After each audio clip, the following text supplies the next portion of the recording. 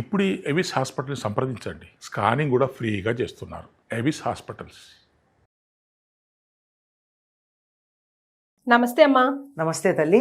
ఆడవాళ్ళకి ప్రీతికరమైన మాసాల్లో శ్రావణ మాసం ఒకటి, కార్తీక మాసం ఒకటి. అవునమ్మా. ఇక ఆషాఢం అయిపోయిన తర్వాత శ్రావణ మాసం రానే వచ్చేస్తుంది కాబట్టి అది శ్రావణ మాసంలో ఏ డేస్ చాలా ముఖ్యమైన డేస్. శ్రావణ మాసంలో ప్రతిదీ ముఖ్యమైన రోజే. అయితే వ్రతాలు నోములు ప్రత్యేకంగా చేసుకోవాల్సిన రోజులు ఉన్నాయి కాబట్టి అవన్నీ ఎప్పుడో ఒక లిస్ట్ మనం ఇస్తే ఈ వీడియో సేవ్ చేసుకొని మహిళలందరూ ఆ లిస్ట్ ని ఫాలో అయిపోతూ ఉంటారు. అమ్మో, క్యాలెండర్ చూడకుండా సుఖం అన్నమాట. సుఖం ఏం లేదమ్మా, శ్రావణ మాసంలో సోమవారాలు. ఈ సంవత్సరం శ్రావణ మాసం మనకి జూలై 25 శుక్రవారం ప్రారంభం అవుతోంది. శ్రావణ మాసం ఎంత శుభమో చూసారా. మరి శుక్రవారంతోనే మొదలైంది. అంటే ఈ సంవత్సరం ఎన్ని శుక్రవారాలు వచ్చాయి? 5 శుక్రవారాలు వచ్చాయి. 25వ తారీఖు ఒక శుక్రవారం, ఆగస్టు 1వ తారీఖు శుక్రవారం, ఆగస్టు 8వ తారీఖు శుక్రవారం, ఆగస్టు 15 ఇంకొక శుక్రవారం, ఆగస్టు 22 ఇంకో శుక్రవారం. సో ఇప్పుడు 5 శుక్రవారాలు.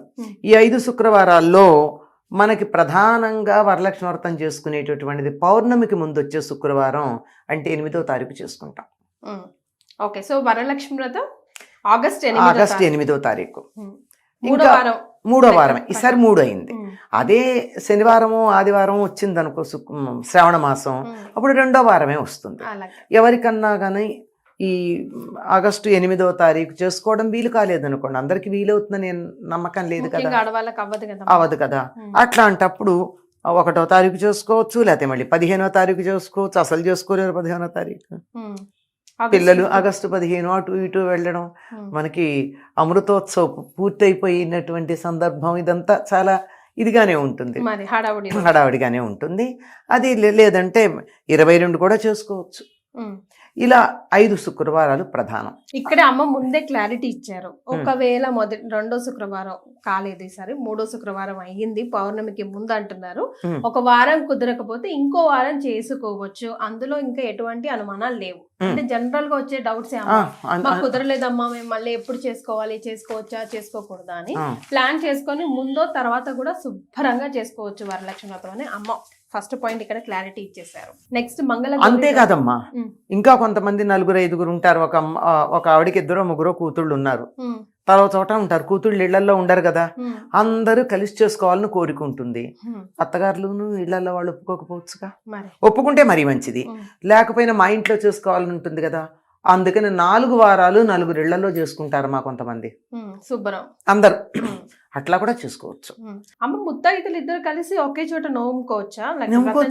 ఇప్పుడు ఇద్దరం తోటికోళ్ళం, ఇద్దరం కలిసి ఒకే తోటికోడళ్ళు అంటే మీ ఇంటి పేరు ఒకటే, మీ అత్తగారు ఒకటే ఉన్నారు కదా, మీరు ఒకటే కలసం అది పెట్టుకుని కూడా చేసుకోవచ్చు. 2 విడివిడిగా కూడా పెట్టక్కర్లా. వేరే ఉంటే విడిగా పెట్టుకోవాలి, కానీ కూతుళ్ళు అయితే విడివిడిగా పెట్టుకుంటారు. కానీ ఇంటి పేర్లు మారతాయి గనక మీకు అవసరమే లేదు, ఒక్కటే పెట్టుకుని చక్కగా చేసేసుకోవచ్చు, హాయిగా చేసుకోవచ్చు. ఇలా చేసుకుంటే ఏమంటే ఒకళ్ళ ఇంటికి ఇంకొకళ్ళు తాంబూలానికి వెళ్ళడానికి వాటికి వీలవుతుంది. ఇలా 4 వారాలు చేసుకునే వాళ్ళు ఉన్నారు. మళ్ళీ మంగళవారాలు చాలా ప్రధానం. మంగళవారాలు 29వ తారీఖు, తర్వాత 5వ తారీఖు, 12వ తారీఖు, 19వ తారీఖు, 4 మంగళవారాలు వచ్చాయి. జూలై 29 అంతే కదా, జూలై 29, తర్వాత ఆగస్టు 5, ఆగస్టు 12, ఆగస్టు 19, 4 మంగళవారాలు వచ్చాయి. మంగళవారం వ్రతం చేసుకునే వాళ్ళు చేసుకుంటారు. ఇప్పుడు ఈ మంగళగౌరి వ్రతం అంటే ఈ 4 వారాల్లో ఇప్పుడు మనం వరలక్ష్మి వ్రతం ఎలా చేసుకుంటామో అలా చేసుకోవాలమ్మా, లేకపోతే 4 వారాల పాటు చేసేవి కూడా ఉంటాయా? అమ్మ 4 వారాలు వరలక్ష్మి వ్రతం ఎవరైనా చేసుకుంటారు. ఒక్కసారి చేసుకుంటే చాలు, అంటే ఒక వారం. లేదు సంతోషంగా 4 వారాలు చేసుకోవచ్చు అనుకోండి.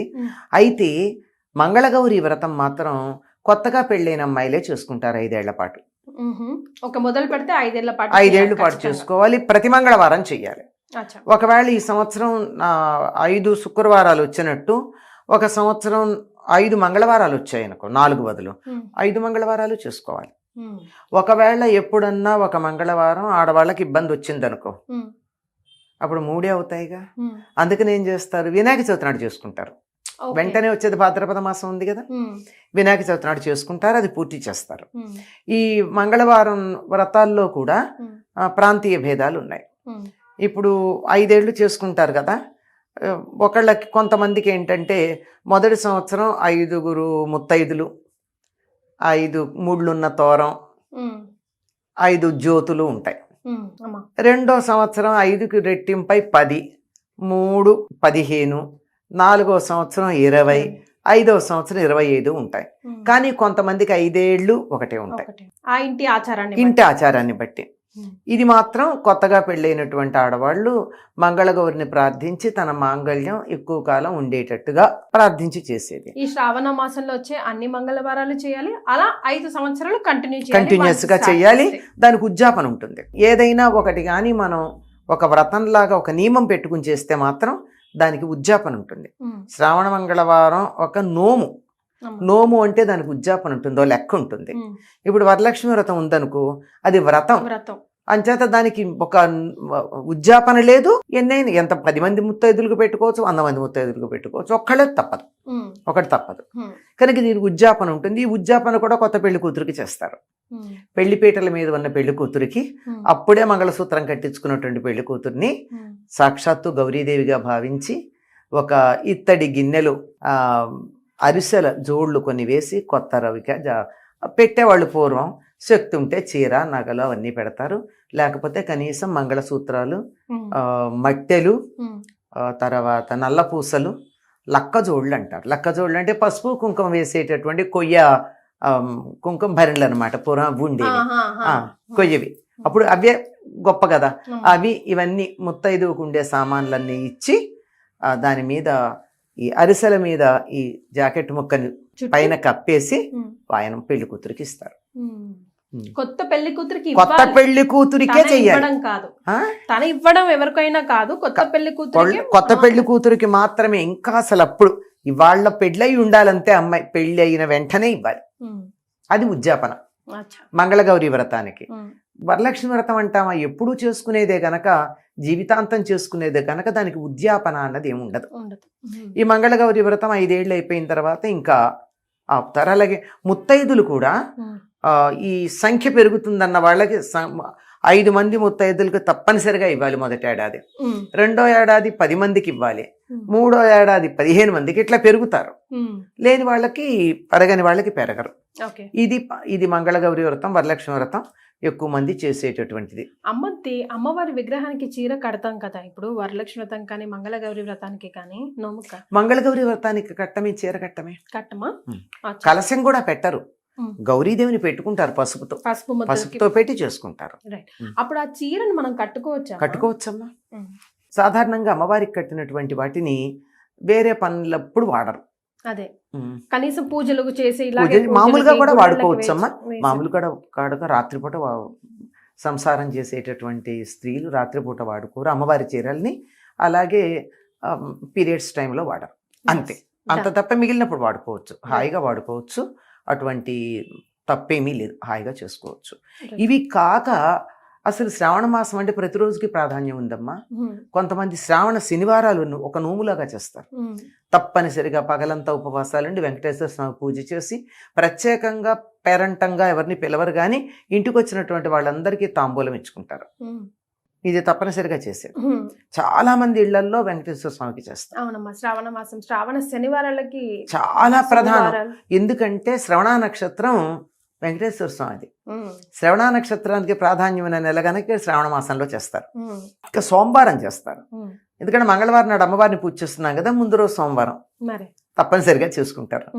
అయ్యాక చూడండి ఎన్ని రోజులు అయిపోయింది. సోమవారం అయింది, మంగళవారం అయింది, శుక్రవారం అయింది, శనివారం అయింది. 4 రోజులు తప్పనిసరిగా 4 4 16, 1 2 5 రోజులు వస్తాయి గనక 18 రోజులు పవిత్రంగా పాటించేది. తర్వాత శ్రావణ పూర్ణిమ చాలా ప్రధానంగా దీనికి ఒకప్పుడు జంఝాల పూర్ణిమ అనే పేరు ఉండేది. ఈ రోజున ఉపాకర్మ అనేది ఒకటి చేస్తారు. అంటే అంతకు ముందు శనివారం 9వ తారీఖు ఆ రోజున ఏంటంటే ఉపాకర్మ చేస్తారు. అంతకుముందు ఒడుగైనటువంటి పిల్లలు ఉంటారు కదా, ఆ ఒడుగైనటువంటి పిల్లలకి ఆ చిన్న జంజం దానికి ముంజు ఉంటుంది, ముంజు అంటారు. చిన్న జింక చర్మం ఒకటి చిన్నది పెడతారు దానికి. దాని ఇంటే ఉంటుంది, చిన్న జంజం ఉంటుంది ఒడుగైనప్పుడు.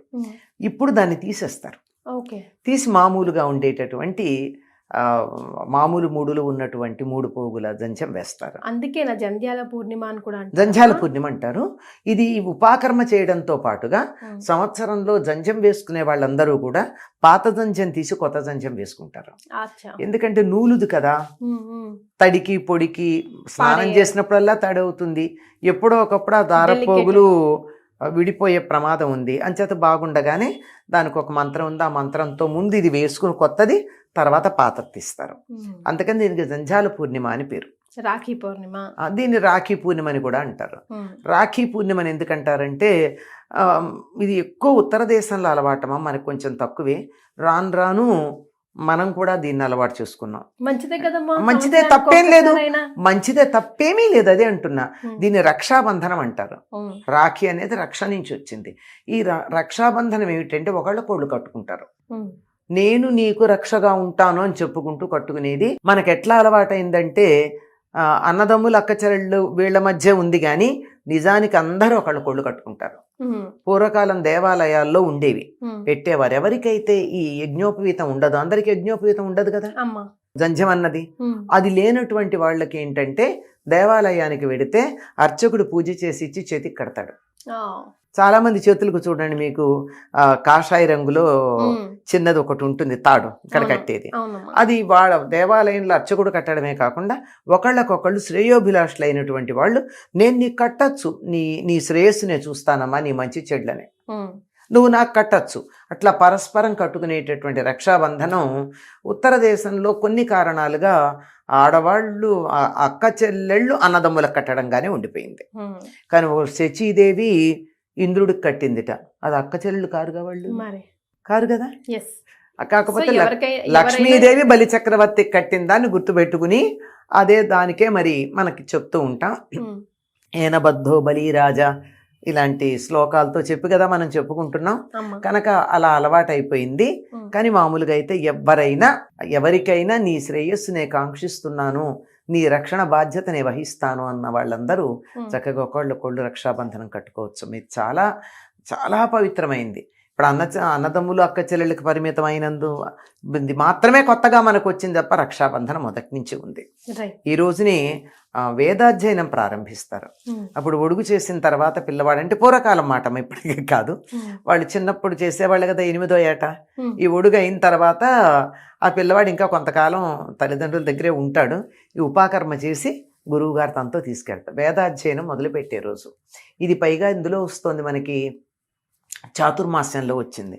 చాతుర్మాస్యంలో తప్పనిసరిగా పురాణాలన్నా చదువుకోవాలంటారు. చాతుర్మాస్య నియమాల్లో ఒకటది, సమయాన్ని వృధా చేయకుండా. ఇది వేదాధ్యయనం మొదలుపెట్టే రోజు కనుక దీనికి శ్రావణ మాసం అని పేరు. శ్రావణం అంటే శ్రవణానికి సంబంధించింది. శ్రవణం అంటే వినడం. వేదం వింటేనే వస్తుంది, పుస్తకాలు చదివితే రాదు.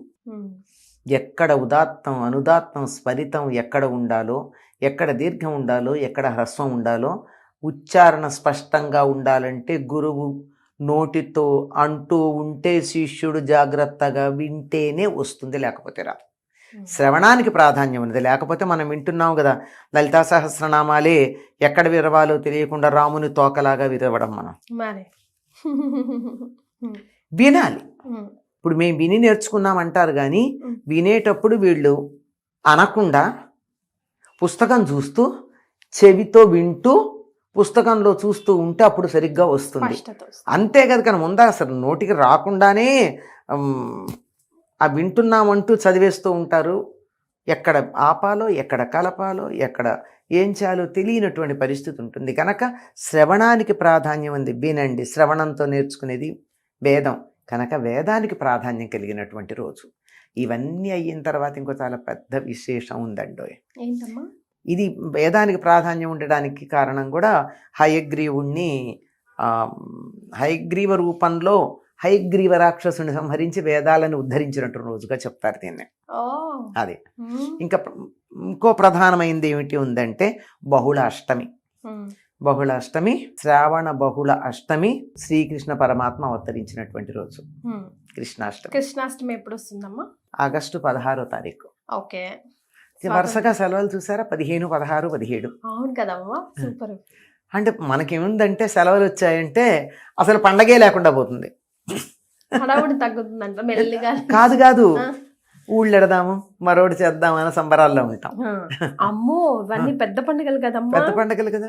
ఆగస్టు 15 శుక్రవారం బుడిబుడి అడుకలు వేస్తూ వేసుకుంటే ఇంట్లోకి రావాలి కదా.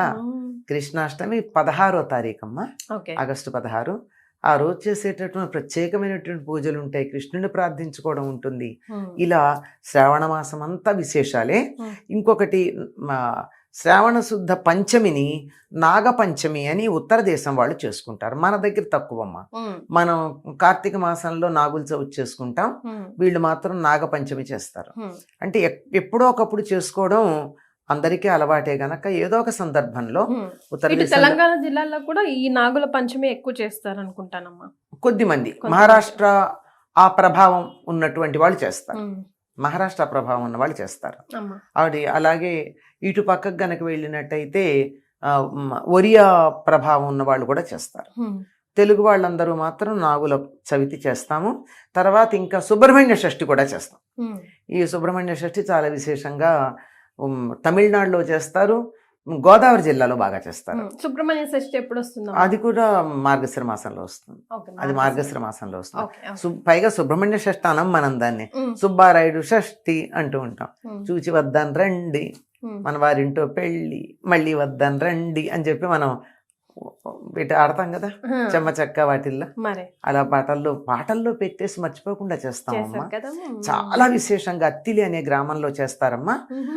అప్పుడు పట్టణమే అయింది అది, చెప్పలేము. అక్కడ సుబ్రహ్మణ్య స్వామి అవతరించినటువంటి రోజు, అత్రి మహర్షి తపస్సు చేసినటువంటి ప్రదేశం.